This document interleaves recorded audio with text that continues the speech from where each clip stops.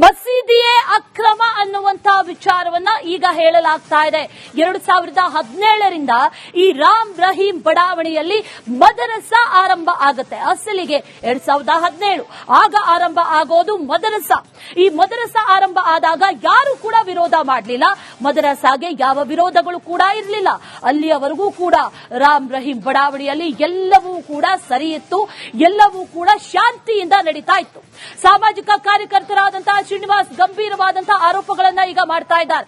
ಮದರಸಾ ಆಗೋವರೆಗೂ ಅಥವಾ ಮದರಸಾ ಆದ ನಂತರವೂ ಕೂಡ ಯಾವುದೇ ರೀತಿಯ ತಕರಾರುಗಳಿರಲಿಲ್ಲ, ಯಾವುದೇ ರೀತಿಯ ತೊಂದರೆಗಳಿರಲಿಲ್ಲ. ಅಲ್ಲಿನ ಸ್ಥಳೀಯರು ಇದರ ಬಗ್ಗೆ ಯಾವುದೇ ರೀತಿಯ ಕಂಪ್ಲೇಂಟ್ ಅನ್ನಾಗ್ಲಿ ಯಾವುದೇ ರೀತಿಯ ವಿಚಾರಗಳನ್ನಾಗ್ಲಿ ಎತ್ತಿಲ್ಲ ಅನ್ನುವಂಥದ್ದನ್ನ ಸಾಮಾಜಿಕ ಕಾರ್ಯಕರ್ತರು ಮಾತಾಡ್ತಾ ಇದ್ದಾರೆ. ಅದರ ಬಗ್ಗೆ 2017ರಿಂದ ರಾಮ್ ರಹೀಂ ಬಡಾವಣೆಯಲ್ಲಿ ಮದರಸಾ ಆರಂಭ ಆಯಿತು. ಆ ನಂತರದಲ್ಲಿ ಮದರಸಾ ನಿರ್ಮಾಣ ಕೂಡ ಆಯಿತು. ಮದರಸಾವನ್ನ ಆ ನಂತರದಲ್ಲಿ ಕೆಡವಿ ಮಸೀದಿ ನಿರ್ಮಾಣಕ್ಕೆ ಪ್ರಯತ್ನ ಪಟ್ಟರು. ಆಗ ಯಾವಾಗ ಆ ಕಟ್ಟಡವನ್ನ ಕಟ್ತಾ ಇದ್ರು ಆಗ್ಲೇ ಗಣೇಶ ಮೆರವಣಿಗೆಗೆ ನಿರ್ಬಂಧವನ್ನ ಹೇರಿದ್ರು. ಮಸೀದಿ ಬಂದ ನಂತರದಲ್ಲಿ ಆ ರಸ್ತೆಯಲ್ಲಿ ಗಣೇಶ ಮೆರವಣಿಗೆ ಮಾಡಬಾರದು ಅನ್ನುವಂಥದ್ದು ಅಲ್ಲಿನ ಒಂದಷ್ಟು ಜನರು ಹೇಳ್ತಾ ಇರೋದು. ಗಣೇಶನ ಮೆರವಣಿಗೆ ಮಾಡುವುದಕ್ಕೂ ಅವಕಾಶ ಕೊಡ್ತಾ ಇಲ್ಲ ಅನ್ನುವಂಥದ್ದನ್ನ ಅಲ್ಲಿನ ಸ್ಥಳೀಯರು ಈಗಾಗಲೇ ಹೇಳ್ಕೊಂಡ್ರು. ಅದರ ಜೊತೆಯಲ್ಲಿ ಸಾಮಾಜಿಕ ಕಾರ್ಯಕರ್ತರಾದಂತಹ ಶ್ರೀನಿವಾಸ್ ಕೂಡ ಗಂಭೀರವಾದಂತಹ ಆರೋಪಗಳನ್ನ ಮಾಡ್ತಾ ಇದ್ದಾರೆ. ಒಂದು ಮಸೀದಿಯೇ ಅಕ್ರಮ ಅನ್ನುವಂಥದ್ದು. ಒಂದು ಮಸೀದಿಯನ್ನ ಕಟ್ಟಬೇಕು ಅಂತಂದ್ರೆ ಸ್ಥಳೀಯ ಪರವಾನಗಿಯನ್ನ ಪಡೆದಿರಬೇಕು. ಅದರ ಜೊತೆಯಲ್ಲಿ ಒಂದಷ್ಟು ಪ್ರೊಸೀಜರ್ ಅನ್ನ ಫಾಲೋ ಮಾಡಬೇಕು. ಅದ್ಯಾವುದು ಮಾಡಿಲ್ಲ ಅನ್ನುವಂಥ ವಿಚಾರ. 2017ರಿಂದ ಬಳಸ್ತಾರೆ ಮದ್ರಾಸಗಾಗಿ. ಅವಾಗ ಯಾರ್ದು ಇಲ್ಲಿ ಏನು ಸಮಸ್ಯೆ ಇರಲ್ಲ, ಮಕ್ಕಳು ಪಾಠ ಗೀಟ ಮಾಡ್ತಾ ಇರ್ತಾರೆ. ಊರಿನವರ ಆಕ್ಷೇಪವೇ ಮದ್ರಸಕ್ಕೆ ಅಲ್ಲಿ ಜಾಗ ಇದ್ದಾಗ ಯಾರ ಆಕ್ಷೇಪವೂ ಇರಲಿಲ್ಲ. ಅದು ಮದ್ರಸಾ ಅವರು ರಿಜಿಸ್ಟರ್ ಆಗಿದೆಯಾ ಅನ್ರಿಜಿಸ್ಟರ್ ಗೊತ್ತಿಲ್ಲ ನಮ್ಗದು. ಅದು ಸರ್ಕಾರ ಸ್ವಾಮ್ಯತದಲ್ಲಿ ನಡೀತಾ ಇದೆಯಾ ಇಲ್ವಾ ಅಂತ ನಮಗೂ ಕೂಡ ಗೊತ್ತಿಲ್ಲ. ಒಟ್ನಲ್ಲಿ ಏನೋ ಮಕ್ಳು ಒಳ್ಳೇದಾಗ್ತಾ ಇದೆ, ಪಾಠ ಹೇಳ್ತಾವ್ರೆ ಅಂತ ಸುಮ್ನಿದ್ವಿ. ಎರಡನೇದೇನಾಯ್ತು, ಇವಾಗ ಕಳೆದ 8 ತಿಂಗಳು 9 ತಿಂಗಳಿಂದ ಅಥವಾ 1 ವರ್ಷದಿಂದ ಕಟ್ಟಡ ಪ್ರಾರಂಭ ಮಾಡಿದ್ರು. ಮದ್ರಸವನ್ನ ಡೆಮಾಲಿಷ್ ಮಾಡಿ ಅದೇ ಜಾಗದಲ್ಲಿ ನೂತನ ಕಟ್ಟಡವನ್ನ ನಿರ್ಮಾಣ ಮಾಡೋದಕ್ಕೆ ಪ್ರಯತ್ನ ಪಟ್ರು. ಆ ಪಟ್ಟಾಗ ಏನಾಯ್ತು, ಇದೇ ರೀತಿ ಹೋದ ವರ್ಷ ಗಣೇಶನ ಹಬ್ಬ ಬಂತು, ಗಣೇಶ ಚತುರ್ಥಿ ಬಂತು. ಇವಾಗ ಏನ್ ಈ ಕಂಪ್ಲೇಂಟ್ ಕೊಟ್ಟಿದ್ದಾರೆ ವ್ಯಕ್ತಿ, ಈ ಕಂಪ್ಲೇಂಟ್ ಏನಿದೆ, ಇಲ್ಲಿ ಇದೇ ಜನ ಅಲ್ಲಿ ಮೆರವಣಿಗೆ ಹೋದಾಗ ಇನ್ನೂ ಕಟ್ಟಡ ಪ್ರಾರಂಭ ಆಗಿತ್ತು. ಆವಾಗ್ಲೇ ಕೂಡ ಇಲ್ಲಿ ಆದ ಮಸೀದಿ ಮುಂಭಾಗ ಅಂದ್ರೆ ಕಟ್ಟಡ ಕಟ್ಟುತ್ತಿರುವಂತ ಸಂದರ್ಭದಲ್ಲೇ ಕೂಡ ಅದ್ರ ಮುಂಭಾಗ ಗಣೇಶನ ತಗೊಂಡು ಹೋಗ್ಬಾರ್ದು ಅನ್ನುವಂತ ನಿರ್ಬಂಧ ಏರಿದ್ರು. ನೀವು ಯಾಕೆ ಅಂತ ಹೇಳಿ ಪ್ರಶ್ನೆ ಮಾಡಿಲ್ವಾ? ಇಲ್ಲ, ಅವಾಗೆಲ್ಲ ಕೇಳಿದ್ರು. ಅವಾಗ ಪೊಲೀಸ್ನವರೇ ಬಹಳ ನಿಮ್ ಮೇಲೆಲ್ಲ ಕೇಸ್ ಆಗುತ್ತೆ ಹಂಗೆ ಹಿಂಗೆ ಅಂತ ಅನ್ಬಿಟ್ಟು ಗಣೇಶನ್ ಕುಂಡಿಸಿದ್ರು ಅಂತ ಹುಡುಗರಿಗೆಲ್ಲ ಹೇಳಿ ಆ ರಸ್ತೆನೆ ಬೇರೆ ಮಾಡಿ ಕೊಟ್ರು ಪಾಪ ಆ ಹುಡುಗರಿಗೆ. ಅವ್ರು ಗಣೇಶ ಮೆರವಣಿಗೆ ಮಾಡ್ಕೊಂಡು ಹೋದ್ರು. ಆ ವರ್ಷ ಆಗ್ಬಿಡ್ತು. ಅದಾದ್ಮೇಲೆ ಅವರು ಕಂಪ್ಲೇಂಟ್ ಕೊಟ್ರು ಇದು ಕಟ್ಬಾರ್ದು ಅಂತ. ಮಸೀದಿಯೇ ಅಕ್ರಮ ಅನ್ನುವಂತ ವಿಚಾರವನ್ನ ಈಗ ಹೇಳಲಾಗ್ತಾ ಇದೆ. 2017ರಿಂದ ಈ ರಾಮ್ ರಹೀಂ ಬಡಾವಣೆಯಲ್ಲಿ ಮದರಸಾ ಆರಂಭ ಆಗುತ್ತೆ. ಅಸಲಿಗೆ 2017 ಆಗ ಆರಂಭ ಆಗೋದು ಮದರಸಾ. ಈ ಮದರಸಾ ಆರಂಭ ಆದಾಗ ಯಾರು ಕೂಡ ವಿರೋಧ ಮಾಡಲಿಲ್ಲ. ಮದರಸಾಗೆ ಯಾವ ವಿರೋಧಗಳು ಕೂಡ ಇರಲಿಲ್ಲ. ಅಲ್ಲಿಯವರೆಗೂ ಕೂಡ ರಾಮ್ ರಹೀಂ ಬಡಾವಣೆಯಲ್ಲಿ ಎಲ್ಲವೂ ಕೂಡ ಸರಿ ಇತ್ತು, ಎಲ್ಲವೂ ಕೂಡ ಶಾಂತಿಯಿಂದ ನಡೀತಾ ಇತ್ತು. ಸಾಮಾಜಿಕ ಕಾರ್ಯಕರ್ತರಾದಂತಹ ಶ್ರೀನಿವಾಸ್ ಗಂಭೀರವಾದಂತಹ ಆರೋಪಗಳನ್ನ ಈಗ ಮಾಡ್ತಾ ಇದ್ದಾರೆ. ಮದರಸಾ ಆಗೋವರೆಗೂ ಅಥವಾ ಮದರಸಾ ಆದ ನಂತರವೂ ಕೂಡ ಯಾವುದೇ ರೀತಿಯ ತಕರಾರುಗಳಿರಲಿಲ್ಲ, ಯಾವುದೇ ರೀತಿಯ ತೊಂದರೆಗಳಿರಲಿಲ್ಲ. ಅಲ್ಲಿನ ಸ್ಥಳೀಯರು ಇದರ ಬಗ್ಗೆ ಯಾವುದೇ ರೀತಿಯ ಕಂಪ್ಲೇಂಟ್ ಅನ್ನಾಗ್ಲಿ ಯಾವುದೇ ರೀತಿಯ ವಿಚಾರಗಳನ್ನಾಗ್ಲಿ ಎತ್ತಿಲ್ಲ ಅನ್ನುವಂಥದ್ದನ್ನ ಸಾಮಾಜಿಕ ಕಾರ್ಯಕರ್ತರು ಮಾತಾಡ್ತಾ ಇದ್ದಾರೆ. ಅದರ ಬಗ್ಗೆ 2017ರಿಂದ ರಾಮ್ ರಹೀಂ ಬಡಾವಣೆಯಲ್ಲಿ ಮದರಸಾ ಆರಂಭ ಆಯಿತು. ಆ ನಂತರದಲ್ಲಿ ಮದರಸಾ ನಿರ್ಮಾಣ ಕೂಡ ಆಯಿತು. ಮದರಸಾವನ್ನ ಆ ನಂತರದಲ್ಲಿ ಕೆಡವಿ ಮಸೀದಿ ನಿರ್ಮಾಣಕ್ಕೆ ಪ್ರಯತ್ನ ಪಟ್ಟರು. ಆಗ ಯಾವಾಗ ಆ ಕಟ್ಟಡವನ್ನ ಕಟ್ತಾ ಇದ್ರು ಆಗ್ಲೇ ಗಣೇಶ ಮೆರವಣಿಗೆಗೆ ನಿರ್ಬಂಧವನ್ನ ಹೇರಿದ್ರು. ಮಸೀದಿ ಬಂದ ನಂತರದಲ್ಲಿ ಆ ರಸ್ತೆಯಲ್ಲಿ ಗಣೇಶ ಮೆರವಣಿಗೆ ಮಾಡಬಾರದು ಅನ್ನುವಂಥದ್ದು ಅಲ್ಲಿನ ಒಂದಷ್ಟು ಜನರು ಹೇಳ್ತಾ ಇರೋದು.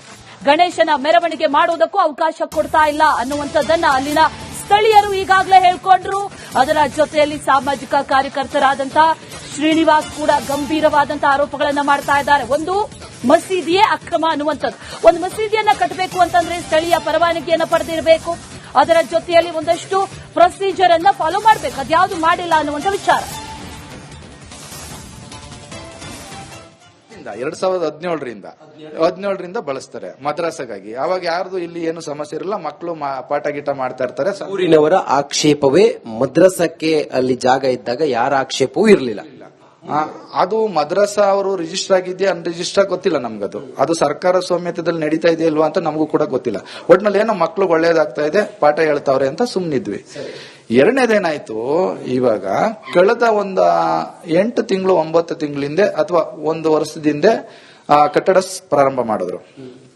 ಮದ್ರಸವನ್ನ ಡೆಮಾಲಿಷ್ ಮಾಡಿ ಅದೇ ಜಾಗದಲ್ಲಿ ನೂತನ ಕಟ್ಟಡವನ್ನ ನಿರ್ಮಾಣ ಮಾಡೋದಕ್ಕೆ ಪ್ರಯತ್ನ ಪಟ್ರು.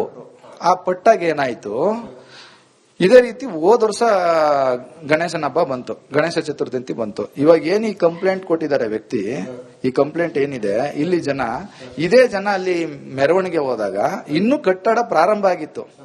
ಆವಾಗ್ಲೇ ಕೂಡ ಇಲ್ಲಿ ಆದ ಮಸೀದಿ ಮುಂಭಾಗ ಅಂದ್ರೆ ಕಟ್ಟಡ ಕಟ್ಟುತ್ತಿರುವಂತ ಸಂದರ್ಭದಲ್ಲೇ ಕೂಡ ಅದ್ರ ಮುಂಭಾಗ ಗಣೇಶನ ತಗೊಂಡು ಹೋಗ್ಬಾರ್ದು ಅನ್ನುವಂತ ನಿರ್ಬಂಧ ಏರಿದ್ರು. ನೀವು ಯಾಕೆ ಅಂತ ಹೇಳಿ ಪ್ರಶ್ನೆ ಮಾಡಿಲ್ವಾ?